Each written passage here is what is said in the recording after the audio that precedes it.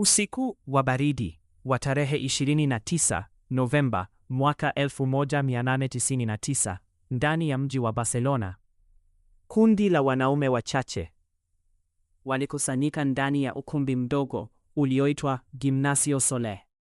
Hakukuwa na kamera nyingi, hakukuwa na waandishi wa habari wakubwa, wala hakuna aliyedhani kuwa mkutano huo ungekuwa mwanzo wa moja ya vilabu vikubwa zaidi katika historia ya dunia. Katikati yao alikuwapo mwanaume kutoka Uswisi aliyeitwa Johann Gamper.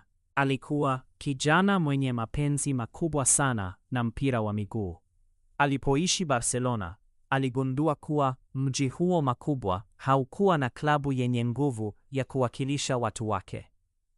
Wiki chache kabla ya mkutano huo, Gamper aliweka tangazo gazetini: tunatafuta watu wanaopenda michezo wa football. Watu wachache waliitikia mwaliko huo, lakini usiku ule walikubaliana kuanzisha timu mpya. Wakaiita Football Club Barcelona. Hakuna aliyeshangilia sana usiku huo, lakini bila wao kujua, walikuwa wameanzisha hadithi ambayo ingeishi kwa zaidi ya miaka 100.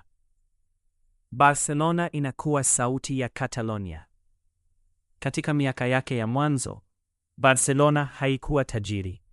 Wachezaji walicheza kwenye viwanja vya kawaida vilivyojaa matope. Mara nyingine walibeba vifaa vyao wenyewe. Hakukuwa na mishahara mikubwa wala umaarufu mikubwa. Lakini taratibu watu wa Catalonia wakaanza kuipenda timu hiyo kwa namna tofauti. Waliiona kama sehemu ya utambulisho wao. Katika kipindi hicho, watu wa Catalonia walikuwa wanajivunia sana lugha na utamaduni wao. Lakini walihisi mara nyingi hawapewi nafasi ya kutosha ndani ya Hispania. Na hapo Barcelona ikaanza kuwa zaidi ya timu. Ikawa sauti ya watu. Ndiyo maana kauli ya Més que un club, zaidi ya klabu, ikazaliwa. Kwa sababu Barcelona haikuwa mpira pekee. Ilikuwa historia, ilikuwa utamaduni, ilikuwa fahari ya Catalonia.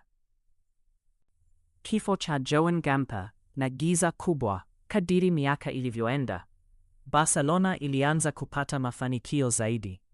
Mashabiki wakaongezeka na timu ikaanza kuwa maarufu ndani ya Hispania. Lakini nyuma ya mafanikio hayo, kulikuwa na matatizo makubwa ya kifedha. Mara nyingi klabu ilikuwa karibu kufungwa kabisa kutokana na madeni. Na kila wakati Johann Gamper alijitahidi kuiokoa kwa kutumia fedha zake mwenyewe. Lakini maisha yake binafsi yakaanza kuwa magumu. Msongo wa mawazo uliongezeka. Shinikizo la kisiasa nalo likazidi. Mwaka 1930, habari mbaya ziliitikisa Barcelona. Johann Gamper alikuwa amefariki baada ya kujiua. Mashabiki walilia sana. Mwanaume aliyeanzisha klabu alikuwa ameondoka akiwa na maumivu makubwa moyoni. Vita vya Hispania na mauaji ya rais wa Barcelona.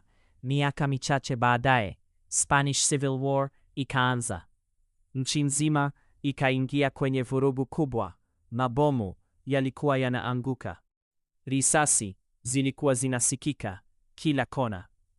Na ndani ya machafuko hayo, Barcelona nayo ikaumia.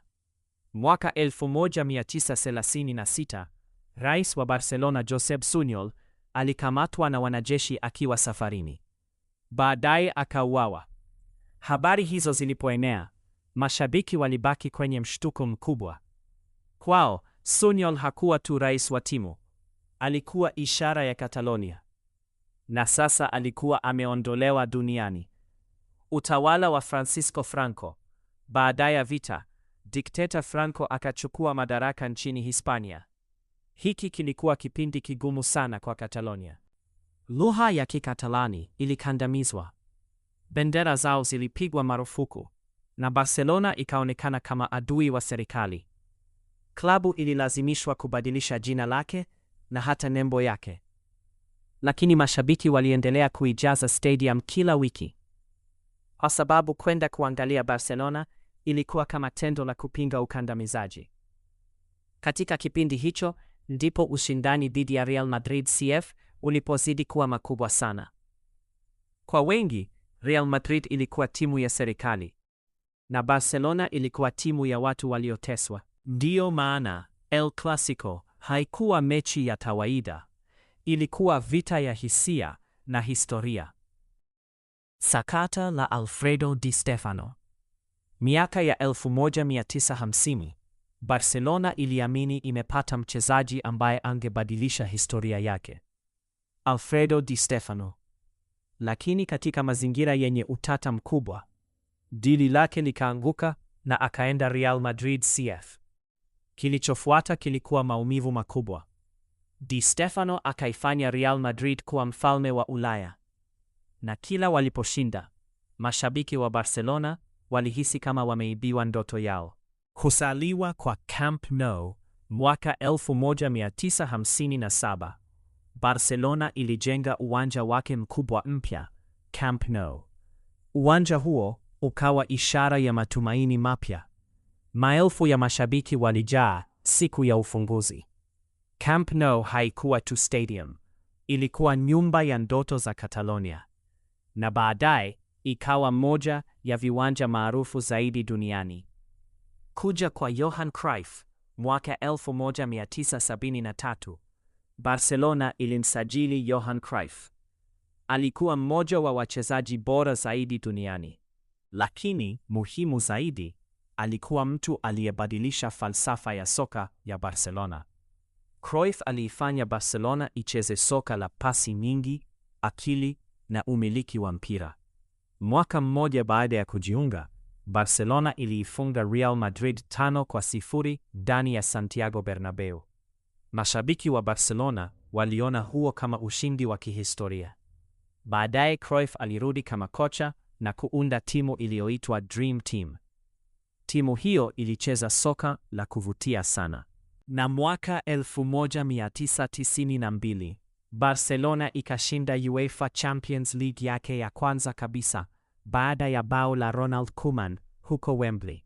Mashabiki walilia kwa furaha kwa sababu ndoto yao kubwa ilikuwa imetimia. Diego Maradona na vurugu miaka ya 1980 pia ilileta jina kubwa sana. Diego Maradona, Barcelona ilimsajili akiwa nyota makubwa duniani. Lakini maisha yake ndani ya klabu yalikuwa na matatizo mengi. Alipata majeraha makubwa, alikumbwa na matatizo ya afya, na kulikuwa na vurugu nyingi. Katika fainali ya Copa del Rey mwaka 1984 dhidi ya Athletic Bilbao, mchezo uliisha kwa ugomvi makubwa uwanjani. Maradona alipigana na wachezaji wa Bilbao mbele ya maelfu ya mashabiki. Picha hizo zilizunguka dunia nzima. Muda mfupi baadaye akaondoka Barcelona. Usaliti wa Luis Figo. Mwisho wa miaka ya 1990, Barcelona ilikumbwa na moja ya maumivu makubwa zaidi. Nyota wao mkubwa, Luis Figo, alihama kwenda Real Madrid. Mashabiki walihisi kusalitiwa vibaya. Katika El Clasico iliyofuata Camp Nou, mashabiki walimtukana sana. Wengine walirusha vitu uwanjani. Na tukio maarufu zaidi lilikuwa kichwa cha nguruwe kilichotupwa karibu naye akiwa anapiga kona. Tukio hilo likawa moja ya picha maarufu zaidi katika historia ya El Clasico. Ronaldinho, mtu aliyerudisha furaha mwaka 2003. Barcelona ilimsajili Ronaldinho na kila kitu kikabadilika. Alikuwa anacheza kwa tabasamu. Alifanya vitu visivyoaminika uwanjani. Mashabiki walirudi kuamini tena. Hata mashabiki wa Real Madrid waliwahi kusimama kumpigia makofi ndani ya Bernabeu. Ronaldinho alirudisha Barcelona kileleni. Lakini nyuma yake kulikuwa na kijana mdogo kutoka Argentina, Lionel Messi. Hakuna aliyejua kuwa kijana huyo angekuwa mchezaji mkubwa zaidi katika historia ya klabu. Enzi ya Pep Guardiola mwaka 2008, Barcelona ilimteua Pep Guardiola kuwa kocha. Na hapo historia ikabadilika. Barcelona ilianza kucheza soka ambalo dunia haikuwahi ona. Pasi za haraka, umiliki mkubwa wa mpira shinikizo kali, ubunifu mkubwa. Timu hiyo ilikuwa na Lionel Messi, Xavi Hernandez, Andres Iniesta, Sergio Busquets. Mwaka 2009, Barcelona ilishinda mataji 6 ndani ya mwaka mmoja. Hakuna timu ya Hispania iliyokuwa imewahi kufanya hivyo. Watu wengi waliita Barcelona ya Guardiola kama timu bora zaidi kuwahi kutokea. Comeback ya 6-1 dhidi ya PSG mwaka 2017. Barcelona ilifungwa bao 4-0 na Paris Saint-Germain FC. Watu wengi waliamini safari imeisha. Lakini Camp Nou ilishuhudia muujiza. Barcelona ilishinda 6-1. Mashabiki walilia kwa furaha. Na dunia ikashuhudia moja ya comeback kubwa zaidi katika historia ya soka. Maumivu ya Anfield na kipigo cha 8-2 mwaka 2019. Barcelona iliifunga Liverpool FC bao 3-0 nyumbani. Lakini Anfield, Liverpool ikashinda bao 4-0. Barcelona ikaanguka tena Ulaya. Halafu mwaka 2020, FC Bayern Munich iliichapa Barcelona bao 8-2. Hicho kilikuwa kipigo cha aibu zaidi katika historia ya kisasa ya klabu. Mashabiki wengi walilia, na dunia ikashuhudia kuanguka kwa mfalme wa zamani. Kuondoka kwa Lionel Messi mwaka 2021, tukio lililovunja mioyo ya mashabiki, lilitokea. Kutokana na matatizo makubwa ya kifedha, Barcelona ilishindwa kumbakisha Messi. Katika mkutano wake wa kuaga, Messi alilia mbele ya waandishi wa habari, na mashabiki wengi walilia pamoja naye, kwa sababu walikuwa wanashuhudia mwisho wa zama kubwa zaidi katika historia ya klabu. Barcelona ya leo Barcelona bado ni moja ya vilabu vikubwa zaidi duniani.